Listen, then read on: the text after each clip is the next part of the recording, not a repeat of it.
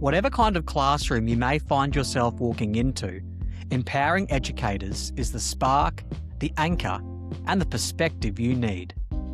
It is your quick hit of clarity and perspective, crafted for teachers who want to teach with purpose, build stronger relationships, and create classrooms where students thrive. Think of it as your daily dose of good practice in action. Practical, grounded, and designed to create spaces where students feel seen, safe, and ready to learn, while also allowing teachers to find their own authentic flow. All right, let's dive into today's episode.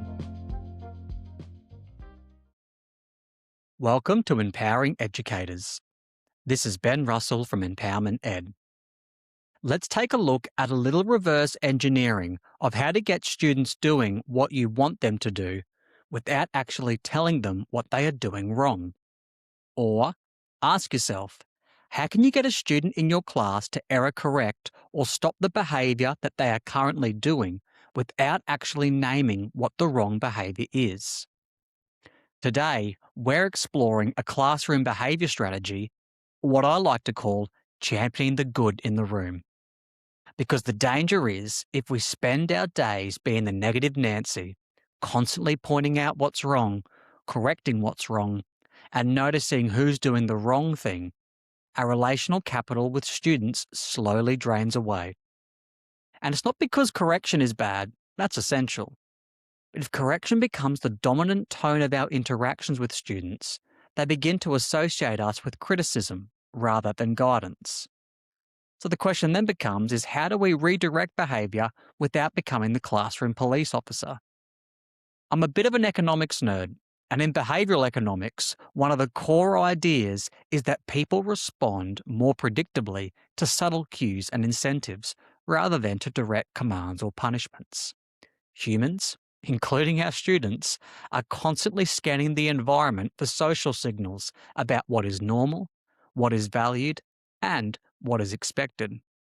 And most of the time, we adjust our behaviour not because someone told us to, but because we've been nudged towards a better option. A nudge is simply a small shift in attention or environment that encourages a desired behaviour without restricting choice or shaming the person. It's not stop doing that, it's here's what's working, join in. In the classroom, championing the good is a form of behaviour nudge. You're not naming the wrong behaviour, you're not escalating, nor are you creating a power struggle. You're simply shifting the incentive structure. When highlighting the students who are doing the right thing, you're tapping into 3 behavioural economic principles. Number 1, you're tapping into social proof. People tend to follow the behaviour of the group or what they perceive to be the group is doing. When you say to the class, I love how this group is already working, you're signalling to the rest of the room, this is the norm, this is what people like you do in this room, and you're invited to join that norm. Students who are off task feel a gentle pull to align with the group without being signalled out. Number 2, it creates loss aversion. Behavioural economics tells us that humans are more motivated by avoiding loss than actually gaining something. When you champion the good, you create a subtle incentive. Students who are on task gain positive attention, trust, and relational capital. And students who aren't on task feel the loss of that positive attention without actually being shamed. In other words, students think, if I want to be seen positively, I need to match the behaviour that is being praised by the teacher. Number 3, incentive alignment. Students respond to incentives, but these incentives don't have to be stickers or points or rewards. In relational pedagogy, the incentive is positive teacher attention. When you praise the good, you're aligning incentives with the behaviour that you want. If a student is focused, they get attention. If effort is putting in, it gets acknowledgement. Cooperation gets warmth. Engagement gets your trust. And because the incentive is relational rather than transactional, it strengthens the classroom culture instead of creating a dependency upon external rewards. Championing the good is important for student behaviour because it transforms the emotional tone of correction. Instead of confrontation, embarrassment, calling out, or an escalation of original tension, you're using positive incentives to guide behaviour. Students are thinking to themselves, others are doing the right thing, the teacher's noticing that others are doing the right thing, and I want to be part of that group. It's a behaviour change through motivation instead of fear, through belonging instead of compliance, and through nudges rather than nagging. And the same principle applies beautifully in classroom contexts. Let's look at the practicalities in a little more detail. Championing the good is a practice of noticing the positive behaviours that are simply already happening in the room, but you are now highlighting that to the group. It's subtle and strategic, and gives students who are off task a chance to self-correct without being publicly called out. It sounds something like, I love how the table at the back right-hand corner of the room has already gotten started. Thank you to those who have their books open. That helps us get moving. Or, really appreciate the focus from the left-hand side of the room. And then, and only if needed, a gentle nudge to those that aren't. Just waiting on a couple more here at the front. You haven't named the wrong behaviour, and you haven't embarrassed everyone. You've simply changed the social spotlight to the behaviour that you want. Let's be really clear too about what championing the good is not. It's not blanket praise, not over-the-top cheerleading, not ignoring poor behaviour entirely, nor is it praising students for doing the bare minimum in a way that actually feels patronising. Championing the good is intentional, specific, and strategic, guiding behaviour through positive attention. Let's see how this can play out using 3 different scenarios. Scenario 1, there might be low-level chatter in your classroom. You're about to begin your instruction, but a few students are still chatting. Instead of, Year 7, stop talking, I need your attention, you may try, thank you to those who are already facing this way, it helps the rest of us get started. You pause, and then you might say, just waiting on a few more on the back right-hand side.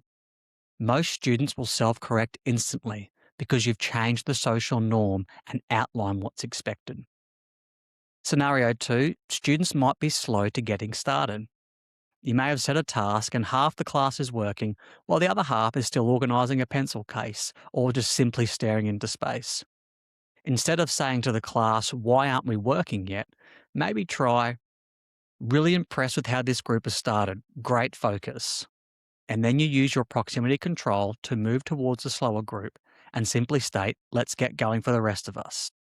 You've praised the behaviour you want and given a little nudge to the rest. Another scenario might be you have a group activity and the room's generally getting noisy. It's starting to creep up during work. And instead of calling out, Year 8, too loud, keep it down, you might try, I love how the way this group over here is collaborating quietly. Keep that up. And then a simple non-verbal gesture to the rest of the room, and then say, let's match this volume. You've redirected without confrontation. Championing the good works almost in every classroom, but it's really important to adjust to your own context. The first context you need to adjust is your school culture. If your school has a whole school approach to behaviour, just make sure you align your language to it. You also need to be conscious of the age group. Younger students respond well to enthusiastic praise. Older students prefer subtle, low-key acknowledgement. You may need to look at your class personalities. Some might need explicit nudges, others gentle cues. And then it needs to match your personality. It needs to be authentic to you. Students can smell it off a mile away if you're not authentic. In our last episode, we talked about how authentic praise is critical to building relational capital. Championing the good is the classroom behaviour strategy or the version of that same principle. You're not just correcting behaviour, you're noticing the students who are doing the right thing. You are naming the good, thanking them for that good, and then reinforcing the behaviour you want. And this quietly gives the others a chance to join in. It's both behaviour redirection and relationship building. For classroom teachers that are wanting to subtly lean more towards championing the good, think about to yourselves, when do I tend to correct behaviour? And how often is this negative versus positive? Do I intentionally notice and name the good behaviours that are happening in my room? Or how could I build championing the good into my transitions, instructions, or group work? For those in middle leadership, you may be thinking how this strategy can be modelled through walkthroughs or coaching conversations with your team. You might also think, are my team's behaviour expectations aligned enough for this strategy to work consistently? And then, how can I support teachers who might default to negative correction just a little bit too much? For senior leaders out there, you may be thinking, how does our school culture value positive behaviour reinforcement that is actually authentic? You might also think, are we training teachers in relational pedagogy, not just in behaviour compliance? And then finally, how can we embed championing the good into our whole school behaviour language? The reason being, championing the good is one of the most simple behaviour strategies you can implement that redirects behaviour without confrontation.